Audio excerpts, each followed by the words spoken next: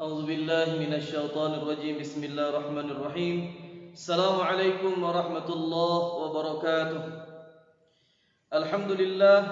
الحمد لله الكريم الوهاب هازم الأحزاب ومنسئ السحاب ومرسل الحباب ومنزل الكتاب في حوادث مختلفة الأسباب وأنزله مفرق النجوم وأودعه أحكاما وعلوما وصراطا مستقيما وبحمده الذي قيوم السماوات والأرضين مدبر الخلائق أجمعين لهدايتهم وبيان شرائع الدين بالدلائل القطعية وواضحات البراهين نحمده على جميع نعمه ونسأله من فضله وكرمه وأشهد أن سيدنا وحبيبنا وعظيمنا وأفضل خلق الله كلهم محمدا عبده ورسوله صفيه وخليله المكرم بالقرآن العزيز المعجزة المستمرة على تعاقب السنين المخصوص بجوامع الكلم وسماحة الدين وصلوات الله وسلامه عليه وعلى سائر الأنبياء والمرسلين وآله كلهم وسائر الصالحين أما بعد فيا عباد الله إني أوصيكم وإياي بتقوى الله فقد فاز المتقون اتقوا الله حق تقاته ولا تموتن إلا وأنتم مسلمون فقال الله تعالى في كتابه العظيم أعوذ بالله من الشيطان الرجيم بسم الله الرحمن الرحيم والضحى والليل إذا سجى ما ودعك ربك وما قلى صدق الله العظيم معاشر المسlimin wal muslimat as-saimin was-saimat yang dimuliakan oleh Allah Subhanahu wa taala. Setelah kita bersyukur kepada Allah Subhanahu wa taala dan berselawat kepada Nabi besar Muhammad sallallahu alaihi wasallam, kajian yang akan kita sampaikan adalah tentang rahasia besar dan tafsir di balik surah Ad-Duha. Ma'asyiral muslimin wal muslimat, as-saimin was-saimat, para pendengar kajian Ramadan yang dimuliakan oleh Allah Subhanahu wa taala. Surah Ad-Duha merupakan surah dengan segudang hikmah besar di dalamnya. Surah Ad-Duha merupakan surah yang paling cocok kita bahas pada keadaan yang penuh dengan memprihatinkan ini. Surah Ad-Duha merupakan sebuah surah yang turun setelah terjadinya pemutusan wahyu ketika itu. Seperti yang kita ketahui, wahyu yang pertama kali diturunkan oleh Allah Subhanahu wa taala adalah surah Al-Alaq ayat pertama sampai yang kelima. Kemudian surah berikutnya Nun wal qalami wa ma yasturun. Ma anta bi ni'mati rabbika bimajnun. Kemudian surah berikutnya Al-Muzammil, kemudian Al-Mudaththir, kemudian surah-surah yang lain. Ketika wahyu yang ke-9 turun, maka setelahnya terjadi pemutusan wahyu. Wahyu tidak kunjung datang kepada Rasulullah sallallahu alaihi wasallam. Jibril tidak mendatangi Nabi Muhammad sallallahu alaihi wasallam. Terjadi pemutusan wahyu ketika itu. Kemudian ketika terjadi pemutusan wahyu, Nabi Muhammad sallallahu alaihi wasallam beliau dilema. Kenapa beliau dilema? Karena wahyu yang Allah turunkan kepada Nabi merupakan obat bagi hati Rasulullah sallallahu alaihi wasallam. Kemudian wahyu yang diturunkan kepada Nabi sebagai at-tathbit liqalbi Rasulullah sallallahu alaihi wasallam, merupakan tasbit, merupakan penguat untuk hati Rasulullah sallallahu alaihi wasallam. Karena ketika wahyu turun kepada Rasulullah sallallahu alaihi wasallam, terasa penguat di diri Rasulullah sallallahu alaihi wasallam. Ketika datang kecaman, perlawanan, kezaliman, kekejian daripada kaum kafir Quraisy, maka Rasulullah sallallahu alaihi wasallam dengan turunnya Al-Quran tadi menjadi obat pelipur lara Rasulullah sallallahu alaihi wasallam. Maka ketika wahyu tidak kunjung datang, ada ahli tafsir yang mengatakan 1 minggu tidak kunjung datang. Ada yang mengatakan lebih kurang 2 minggu tidak kunjung datang. Kemudian ada yang mengatakan syahrun wahid, ada yang mengatakan 1 bulan wahyu tidak kunjung datang kepada Rasulullah sallallahu alaihi wasallam. Kemudian ada yang mengatakan arba'ina yauman, 40 hari tidak kunjung datang kepada Rasulullah sallallahu alaihi wasallam. Bahkan ada yang mengatakan syahraini, 2 bulan tidak kunjung datang kepada Rasulullah sallallahu alaihi wasallam. Ketika wahyu tidak kunjung datang, beliau bersedih. Bahkan beliau beranggapan apakah Allah Subhanahu wa taala ingin meninggalkan Nabi Muhammad sallallahu alaihi wasallam? Apakah Rasulullah sallallahu alaihi wasallam tidak dibutuhkan lagi oleh Allah Subhanahu wa taala? Apakah Rasulullah sallallahu alaihi wasallam tidak ingin dibantu oleh Allah Subhanahu wa taala? Ketika wahyu tidak kunjung datang, beliau bersedih luar biasa.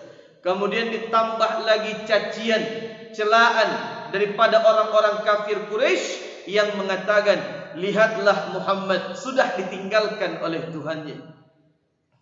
Ketika itu pun yang terjadi dengan kita hari ini. Ketika virus yang luar biasa tersebar, kemudian mungkin dikatakan kita tidak mampu lagi berjamaah ke masjid. Banyak saudara-saudara kita yang meninggal, banyak orang yang mendapatkan penyakit COVID-19, banyak orang yang merasakan perekonomiannya ambruk luar biasa. Ada yang di PHK daripada perusahaannya, ada keadaannya yang rugi luar biasa, ada yang bangkrut Masya Allah, ada yang tidak mampu membayar karyawannya. Ini semua merupakan ujian dari Allah Subhanahu wa taala. Apa yang kita alami hari ini itu telah dialami Rasulullah sallallahu alaihi wasallam. Maka timbul pertanyaan, mengapa Rasulullah sallallahu alaihi wasallam bersedih hati luar biasa ketika wahyu tidak kunjung datang kepada Nabi? Karena memang kaum muslimin, kaum muslimat yang dimuliakan oleh Allah, Al-Quran itu merupakan syifa, merupakan obat bagi hati kita. Makanya ulama mengatakan, kalau seandainya kita ingin berbicara dengan Allah, maka perbanyaklah berdoa kepadanya.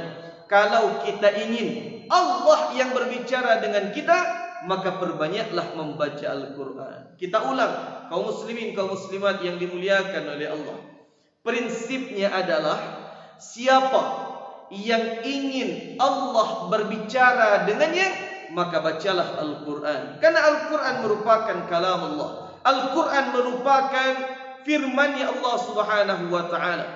Dan barang siapa yang ingin berbicara, berbincang dengan Allah Subhanahu wa taala, maka perbanyaklah berdoa kepadanya.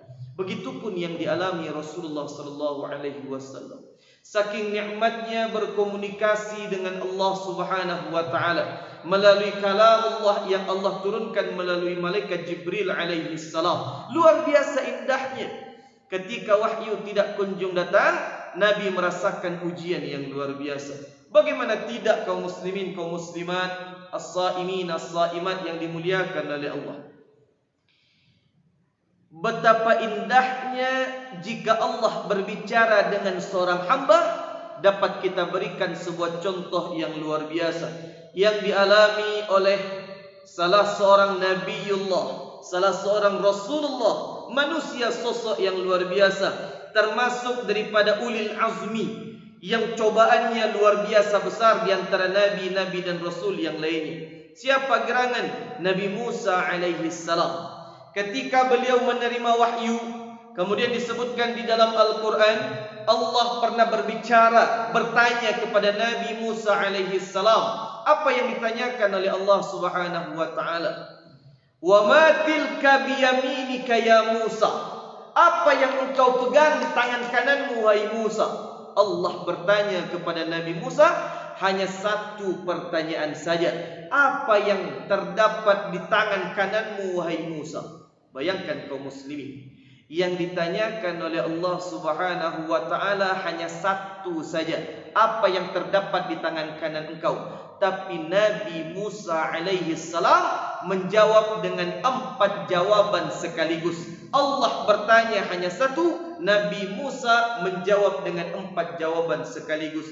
Apa yang dijawab oleh Nabi Musa alaihi salam? Qala hiya asaya, ini tongkatku ya Allah. Atawakkau 'alaiha, saya bertumpu dengannya ya Allah. Wa ahushu biha 'ala ghanami, saya mengembala binatang ternakku dengannya ya Allah. Waliya fiha ma'arib ukhra, dan banyak fungsi-fungsi yang lain terhadap tongkatku ini ya Allah. Bayangkan kaum muslimin, yang ditanya oleh Allah hanya satu, tapi dijawab Nabi Musa dengan 4 jawaban sekaligus.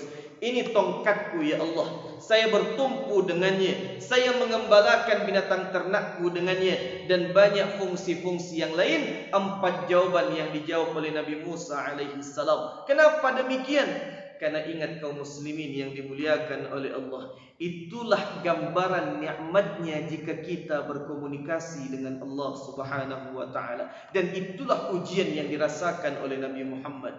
Hati beliau sedih, hati beliau gundah, seperti yang kita alami saat ini. Banyak orang yang tidak bekerja, banyak orang yang miskin, banyak orang yang kelaparan. Ini merupakan ujian dari Allah subhanahu wa ta'ala. Tapi ingat kaum muslimin, kaum muslimat yang dimuliakan oleh Allah, kemudian turunlah surah Ad-Duha, merupakan surah yang luar biasa. Apa yang disampaikan oleh Allah? Wad-duha wal-laili idza saja ma wadda'aka rabbuka wa ma qala. Wad-duha, demi waktu duha. Wal-laili idza saja, demi malam apabila telah gelap gulita. Ma wadda'aka rabbuka wa ma qala, Allah tidak akan pernah meninggalkan dan membencimu wahai Muhammad. Kita lihat tafsirnya kaum muslimin, kaum muslimat, para pendengar kajian Ramadan yang dimuliakan oleh Allah subhanahu wa ta'ala. Ketika Nabi Muhammad merasa kesepian, ketika Nabi Muhammad merasakan ujian yang luar biasa kepadanya, ketika Nabi Muhammad hidup dengan ketersendirian, tidak datang Jibril sebagai penolong Nabi Muhammad ketika itu, maka langsung Allah mengatakan wadduha, demi waktu duha. Kenapa harus waktu duha yang dimulai oleh Allah subhanahu wa ta'ala? Karena ingat kaum muslimin, kaum muslimat yang dimuliakan oleh Allah, waktu duha merupakan waktu yang sangat baik bagi kesehatan. Waktu duha adalah waktu ketika matahari sepenggal lahan, ketika udara tidak terlalu panas dan tidak terlalu dingin, tidak pertengahan hari dan tidak terlalu pagi. Di pertengahan itulah waktu duha. Dengan cahaya matahari memiliki vitamin di dalamnya. Makanya dokter dan tim medis mengatakan, kalau kita ingin sehat tubuh dan jasmani kita, tidak ingin virus dalam diri kita, maka berjemurlah. Kapan kita berjemur? Itulah ketika waktu duha, waktu yang sangat baik bagi kita. Maka ketika Nabi Muhammad diuji dengan cobaan yang luar biasa, maka Allah mengatakan wadduha, see the sunlight, lihat matahari, kata Allah subhanahu wa ta'ala. Ad-duha dalam Al-Quran ulama mengatakan ditafsirkan menjadi waktu yang penuh dengan kebahagiaan, waktu yang penuh dengan ketenteraman, waktu yang penuh dengan kedamaian, waktu yang penuh dengan kegembiraan luar biasa. Sedangkan wal-laili idza saja, demi waktu malam. Malam diibaratkan di dalam Al-Quran seperti waktu yang penuh dengan kesulitan, waktu di mana kita memiliki permasalahan, waktu di mana Allah berikan sebuah ujian kepada kita. Maka Allah mengisyaratkan melalui surah Ad-Duha ini, setiap adanya al-lail, setiap adanya malam, pasti setelahnya terdapat ad-duha, terdapat waktu duha. Setiap kesulitan yang kita alami, pasti terdapat kebahagiaan setelahnya. Setiap keburukan yang kita jalani, pasti terdapat kebahagiaan yang Allah berikan setelahnya. Makalah disebutkan di dalam Al-Quran, inna ma'al usri yusra, sesungguhnya setelah kesulitan pasti ada kemudahan yang diberikan dan disediakan oleh Allah subhanahu wa ta'ala. Ma'asyiral muslimin wal muslimat, para pendengar kajian yang dimuliakan oleh Allah subhanahu wa ta'ala, Surah Ad-Duha merupakan surah yang penuh dengan motivasi hidup kita. Hidup pasti terdapat ujian yang datang silih berganti di dalamnya. Bukankah Allah Subhanahu wa taala mengatakan di dalam ayat suci Al-Quran apa yang disampaikan oleh Allah Subhanahu wa taala? Am hasibtum an tadkhulul jannah? Apakah kalian mengira akan mampu masuk ke dalam syurga dengan begitu mudahnya? Walamma ya'tikum masalul ladzina khalau min qablikum, sementara kalian belum kami uji seperti kami menguji nabi-nabi dan rasul terdahulu. Bagaimana bentuk ujian yang diberikan oleh Allah Subhanahu wa taala? Terdapat 3 tahapan dari ujian yang diberikan oleh Allah Subhanahu wa taala. Yang pertama, massathumul ba'sa wad-dharra wazulzilu. Ujian yang pertama, massathumul ba'sa, sedikit ringan, mudah untuk kita hadapi. Ba'sa berasal dari kata ba'sun. Kalau seandainya orang Arab mengatakan, maaf, saya salah, saya minta maaf. Kemudian orang Arab mengatakan la ba's, tidak masalah, karena kesalahan yang kita lakukan itu sedikit. Kemudian contoh yang kedua, kalau seandainya di Arab turun hujan, kemudian mereka mengatakan nazalal matar, hujan turun. Kemudian sebagian yang lain mengatakan la ba's, tidak masalah, karena hujan yang turun tidak menjadi permasalahan besar ketika itu. Maka massathumul ba'sa, ujian yang kita terima ringan dan tidak sulit untuk kita hadapi. Sedangkan bentuk ujian yang kedua, wad-dharra. Dharra adalah bentuk ujian yang sudah menyentuh ranah fisik kita, adalah ujian yang sudah memberikan beban kepada kita. Sedangkan tahapan yang ketiga, apa itu? Wazulzilu, berasal dari kata zalzala yuzalzilu, artinya adalah goncangan. Makanya di dalam Al-Quran disebutkan idza zulzilatil ardu zilzalaha, apabila bumi digoncangkan dengan goncangan yang maha dahsyat. Maka ujian yang ketiga, saking beratnya ujian yang diberikan oleh Allah Subhanahu wa taala, kemudian sampai kita mengatakan, mata nasrullah, kapan datang pertolongan engkau ya Allah? Saking beratnya yang kita alami, terjadi goncangan dalam diri kita. Iman kita ditangguhkan terlebih dahulu. Ujian silih berganti luar biasa. Syaitan datang memberikan was-was kepada kita. Apa maknanya kaum muslimin, kaum muslimat yang dimuliakan oleh Allah? Tahapan ujian yang Allah sediakan 3. Yang pertama sedikit mudah dihadapi. Yang kedua mendingan, terasa berat untuk dijalani. Sedangkan yang ketiga dengan penuh perjuangan yang luar biasa. Kalau tidak kuat iman kita, maka akan keluar dari Islam disebabkan karena menyalahkan takdir yang diberikan oleh Allah Subhanahu wa taala. Kita berikan sebuah contoh. Kalau di zaman ini merupakan zaman yang terjadi ujian yang luar biasa, sebuah zaman yang terdapat virus yang mematikan, jutaan orang telah terkena dampaknya. Kita berikan sebuah contoh. Ujian yang baksa, ujian yang ringan. Misalkan ada orang yang tidak dapat melakukan aktivitasnya, ada orang yang tidak dapat melakukan pekerjaannya. Ini merupakan ujian yang ringan dari Allah Subhanahu wa taala. Karena bisa jadi kita mendapatkan bantuan dari orang lain, termasuk salah satunya dari pemerintah kita. Sedangkan tahapan ujian yang kedua, dharra, ujian yang mulai terasa berat. Apa contohnya? Mungkin diri kita yang terkena dampak virus tersebut, atau kita yang mendapatkan penyakit tersebut, merasakan demam yang luar biasa, kemudian sesak nafas, paru-paru kita terganggu, kemudian kita diisolasi 14 hari.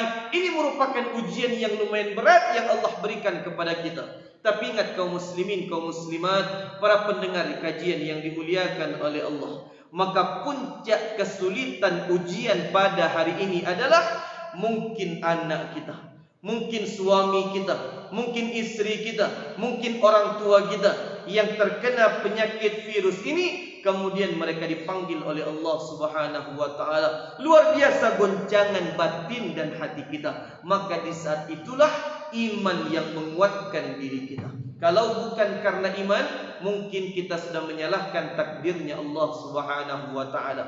Bahkan saking dahsyatnya ujian yang diberikan oleh Allah, orang-orang yang beriman dulunya dan orang-orang saleh, bahkan Nabi dan Rasul sampai bertanya ketika itu, "Mata nasrullah?" Kapan datang pertolongan Engkau ya Allah?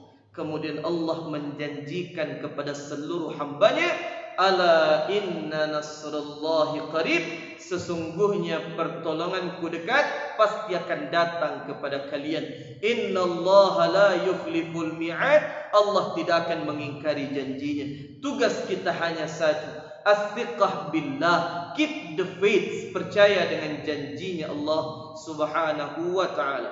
Ma'asyiral muslimin wal muslimat, para pendengar kajian Ramadan yang dimuliakan oleh Allah Subhanahu wa taala. Kemudian kita lanjutkan ayat yang ketiga. Allah mengatakan, "Ma wadda'aka rabbuka wa ma qala." Allah tidak akan meninggalkan dan membencimu ya Muhammad. Kalau kita kaji dari segi tafsir, ini maknanya dalam luar biasa. Ma wadda'aka. Wadda'aka berasal dari kata wada', artinya perpisahan.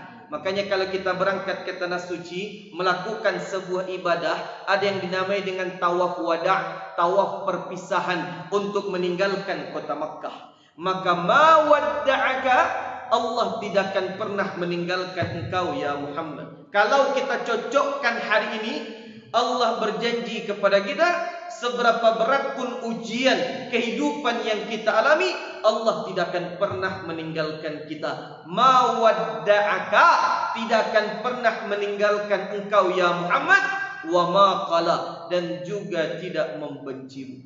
Unik, sangat-sangat unik kaum muslimin, kaum muslimat yang dimuliakan oleh Allah. Ketika terdapat dua fi'il, dua kata kerja di dalam satu ayat ini, wadda'a yuwaddi'u tawdi', artinya meninggalkan. Sedangkan kata kerja yang kedua, qala, artinya membenci. Ketika kata kerja yang pertama yaitu meninggalkan, Allah meletakkan dhamir di dalamnya sebagai anta, engkau. Ma wadda'aka, Allah tidak meninggalkan ka, meninggalkanmu ya Muhammad. Sedangkan membenci, Allah tidak mengatakan membencimu, tapi hanya disebutkan membenci saja. Kenapa? Ketika meninggalkan, Allah mengatakan tidak akan meninggalkanmu. Ketika berbicara tentang membenci, Allah tidak menggunakan objek engkau di dalamnya. Kenapa? Dua penafsiran ulama di dalamnya. Penafsiran yang pertama, yang merupakan sebagai sajak di dalam Al-Quran atau keindahan tatanan bahasa dalam Al-Quran. Wadduha wal-laili idza saja ma wadda'aka rabbuka wa ma qala walal akhiratu khairul laka minal ula. Makanya tidak digunakan wadda'aka, qalaka tidak. Sengaja tidak, alasan ulama yang pertama untuk mempertahankan sajak keindahan bahasa dalam Al-Quran.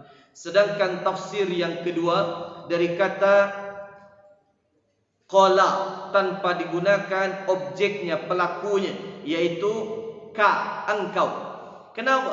Karena kalau meninggalkan hambanya, mungkin Allah meninggalkan hambanya. Orang yang tidak mau dibina, orang yang sulit untuk diberikan pengajian, orang yang sulit untuk dinasihati, orang yang sulit untuk diberikan kebenaran kepadanya. Setiap disampaikan kebaikan dia mendongkol, dia melawan kepada Allah Subhanahu wa taala, tidak mau membuka hatinya untuk hidayah daripada Allah Subhanahu wa taala, maka mungkin Allah akan meninggalkannya. Tapi ketika membenci hambanya, semarah apapun Allah kepada hambanya, maka Allah tidak akan pernah membenci hambanya. Maka ketika kalimat qala tidak digunakan dan disebutkan qalaka, tapi hanya disebutkan qala, karena Allah tidak akan pernah membenci hambanya. Apa dalilnya? Lihat dalam hadis qudsi, Rasulullah sallallahu alaihi wasallam mengatakan, rahmati wasi'at kulla syai. Allah berfirman kepada Nabi, Nabi menyampaikan, apa kata Allah? Rahmati, rahmatku, kasih sayangku kepada kalian, wasi'at kulla syai, menguasai seluruh sifat-sifatku yang lainnya. Maka kalau Allah marah, Allah murka, maka kasih sayang dan rahmat Allah jauh lebih ada ketika itu. Maka ingat kaum muslimin, kaum muslimat yang dimuliakan oleh Allah, dengan rentetan ujian yang hari ini kita terima, maka tawakal kepada Allah, ikhtiar untuk menjaga diri kita. Mudah-mudahan dengan ikhtiar dan tawakal yang kita lakukan, kalau seandainya kita masih mendapatkan ujian ini, maka insya Allah kita akan menghadap Allah dengan pahala syahid fi sabilillah. Mudah-mudahan bermanfaat. Subhanakallahumma bihamdika asyhadu an la ilaha illa anta wastaghfiruka wa atubu ilaik. Wassalamu alaikum warahmatullahi wabarakatuh.